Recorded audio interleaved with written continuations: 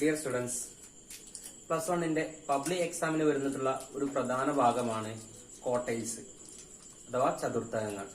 Quartiles ചോദിക്കാറുണ്ട്, quartile deviation and coefficient of quartile deviation. ഇങ്ങനെ 3 രീതിയിൽ നമുക്ക് എക്സാമിന് ചോദിക്കാറുണ്ട്.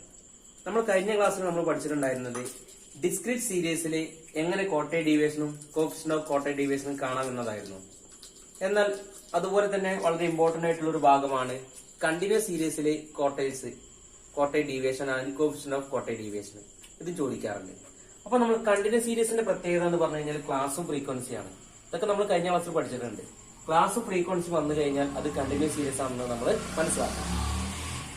അപ്പം ഇതിനെ ബേസ് ചെയ്തിട്ടാണ് ഇനി നമ്മൾ ചെയ്യാൻ പോകുന്നത്. അപ്പൊ നമ്മൾ ആദ്യം ക്വാർട്ടൈൽസ് കാണണം, അഥവാ ചതുർത്ഥകങ്ങൾ Q1 ആൻഡ് Q3.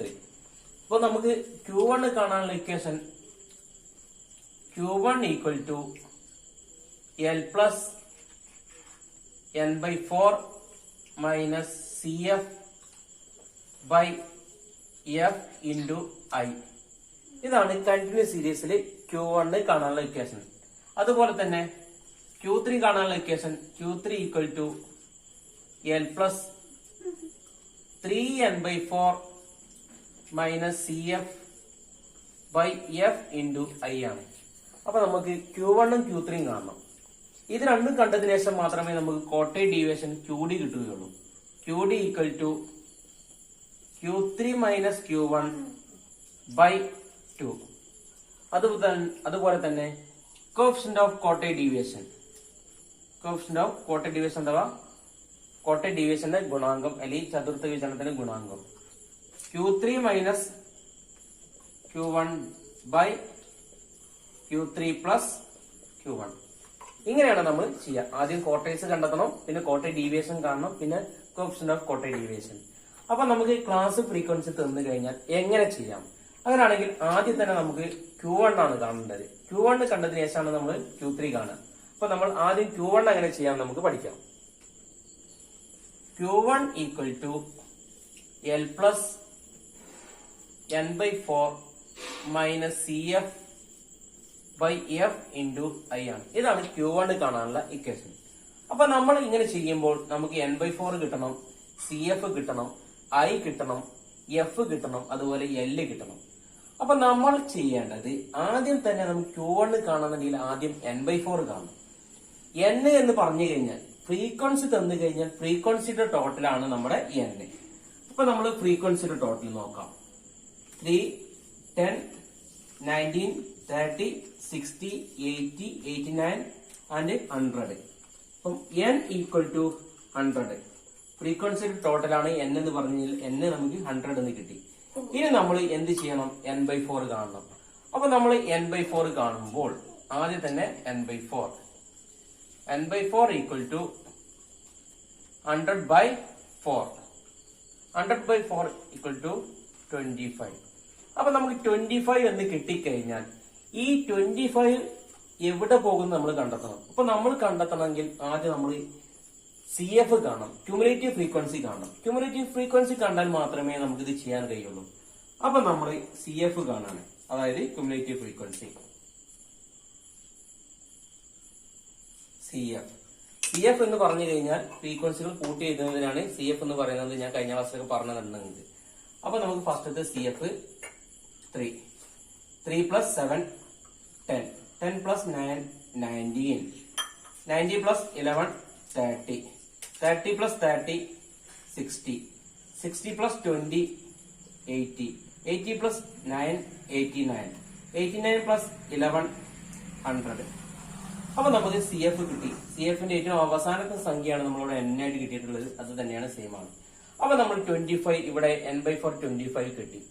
ഈ 25 ഏത് CFൽ പോകുന്നു നമ്മൾ കണ്ടെത്തണം.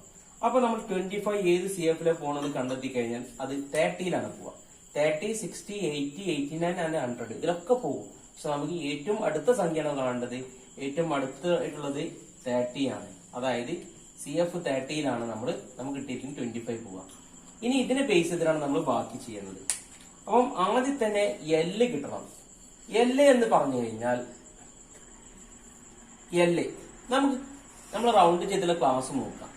ക്ലാസ് നോക്കിക്കഴിഞ്ഞാൽ 30 to 40 ആണ് ക്ലാസ് കിട്ടിയിരിക്കുന്നത്. ആ ക്ലാസ്സിലെ ഏറ്റവും ചെറിയ സംഖ്യയാണ് ഇവിടെ L ആയിട്ട് നമ്മൾ പരിഗണിക്കുന്നത്. അപ്പം L നമുക്ക് കിട്ടുന്നത് 30 ആണ്.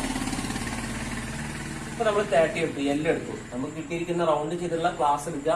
ക്ലാസ്സിൽ നിന്ന് ഏറ്റവും ചെറിയ സംഖ്യയാണ് 30 to 40 എന്നാണ് ക്ലാസ്. അതിൽ ഏറ്റവും ചെറിയ ലോവർ ലിമിറ്റ് നമ്മൾ 30 ആണ് നമുക്ക് L ആയിട്ട് എടുത്തിട്ടുള്ളത്. അടുത്തത് നമുക്ക് F കിട്ടണം. F എന്ന് പറഞ്ഞു കഴിഞ്ഞാൽ ഈ റൗണ്ട് ചെയ്തിട്ടുള്ള ഫ്രീക്വൻസി ഏതാ നോക്കാം. 11 ആണ്. റൗണ്ട് ചെയ്തിട്ടുള്ള ഫ്രീക്വൻസി 11. അപ്പൊ നമുക്ക് F11 എന്നെടുത്തു. ഇനി നമുക്ക് അടുത്ത് കിട്ടേണ്ടത് CF ആണ്. CF എന്ന് പറഞ്ഞു കഴിഞ്ഞാൽ നമുക്ക് റൗണ്ട് ചെയ്തിട്ടുള്ള CFന്റെ തൊട്ട് മുകളിലുള്ള അല്ലെങ്കിൽ മുമ്പത്തെ പ്രീവിയസ് CF അല്ലെ, മുമ്പത്തെ CF ആണ് നമ്മൾ ഇവിടെ പരിഗണിക്കുന്നത്. അതായത് നമ്മൾ റൗണ്ട് ചെയ്തതിന്റെ തൊട്ട് മുകളിലുള്ള ആ CF 30 ആണ്. 30ന്റെ തൊട്ട് മുമ്പത്തെ CF എന്ന് പറഞ്ഞു കഴിഞ്ഞാൽ 19 ആണ്.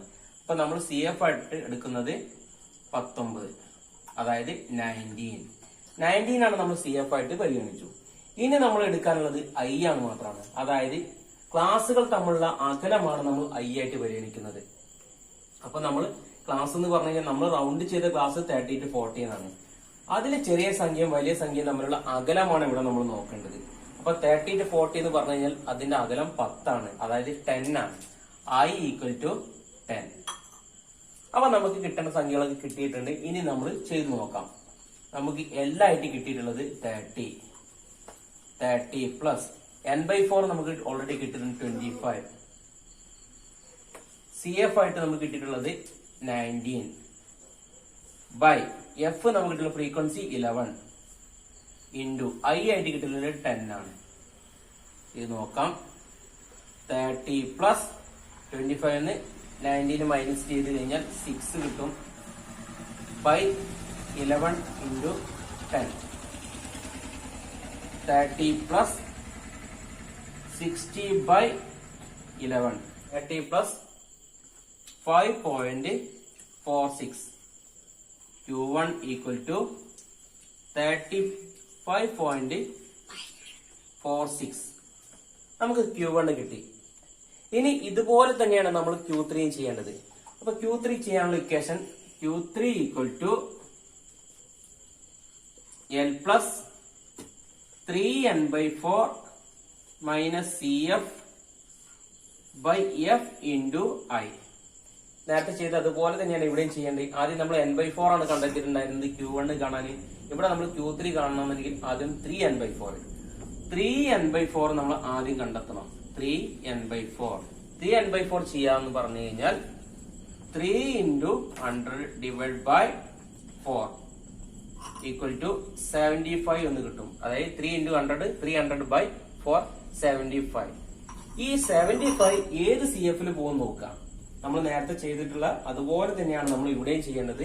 അത് നമ്മൾ കിട്ടിയിരിക്കുന്ന 80 എന്ന CF നമ്മൾ ഇവിടെ കിട്ടിയിരിക്കുന്ന 75 പോകുന്നത്. ഇനി നേരത്തെ ചെയ്ത പോലെ ഇതിനെ ബേസ് ചെയ്തിട്ടാണ്, ഈ റൗണ്ട് ചെയ്തതിനെ ബേസ് ചെയ്തിട്ടാണ് നമ്മൾ ചെയ്യുന്നത്. ഇവിടെ നമുക്ക് L ആയിട്ട് കിട്ടിയിരിക്കുന്നത് എത്രയാണ്? തന്നിരിക്കുന്ന ക്ലാസ്സിലെ ചെറിയ സംഖ്യയാണ് L ആയിട്ട് എടുക്കാം. L = 50. F ഫ്രീക്വൻസി എത്രയാണ് കിട്ടിയിരിക്കുന്നത്? ഇതിലെ റൗണ്ട് ചെയ്തിട്ടുള്ള ഫ്രീക്വൻസി 20.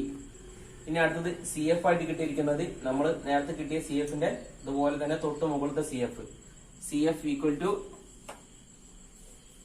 60. അടുത്തത് I = നമുക്ക് കിട്ടിയിരിക്കുന്ന റൗണ്ട് ചെയ്തിട്ടുള്ള ക്ലാസ് 50 to 60 എന്ന ക്ലാസ് ആണ്.